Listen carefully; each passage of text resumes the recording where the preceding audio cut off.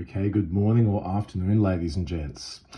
So this is the part 2 of our beautiful powers video for complex numbers. Hopefully there won't be too many little interruptions. So for example 4, simplify the following expression. Guys, I know my handwriting's not exactly the best, so allow me to just go through it here. 1 plus I to the power of 2 over 1 minus root 3i to the power of 5. So first up, we need to convert our numerator into polar form.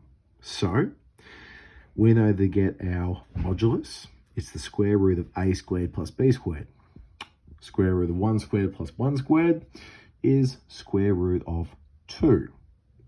Keeping in mind that we know our sides have to be 1 and 1 as well, we can assume that we're looking at an exact triangle, meaning that our argument or our angle must be pi on 4. Therefore, the Cartesian form of our numerator is root 2 polar form, my apologies, root 2 cis pi on 4. Moving forward. Now we need to convert the denominator to polar form. It's the same process. Find our moduli, which in this case is 2. And considering our values, we also know we'll have an exact value triangle, meaning our angle will be pi on 3. Keeping in mind the quadrant it would have to be sitting in, though, the second quadrant, this would have to be a negative argument. So negative pi on 3. Therefore, the polar form of our denominator is 2 cis negative pi on 3. Continue on down. What we now do is we substitute both of our polar forms into the original expression. So we get root 2 cis pi on 4 to our power over, oh, and sorry, my apologies, our power must be to the power of 3. Sorry about that, guys. Over 2 cis negative pi on 3 to the power of 5. Put it into the form that we know. We apply the power to our moduli, respectively. We multiply our arguments by the value of said power.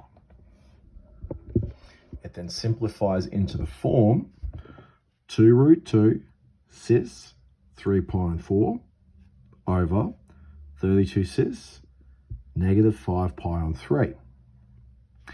Now that we have them in their forms here, we can perform the division of this, which we should already recall is we divide our moduli, and in this case, subtract our respective arguments.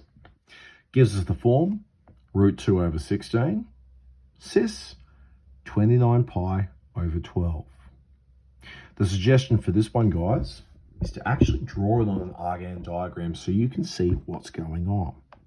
You can see that from our original complex number component, because it's 29 pi on 12, we're completing more than one revolution. So this angle itself is not our final angle.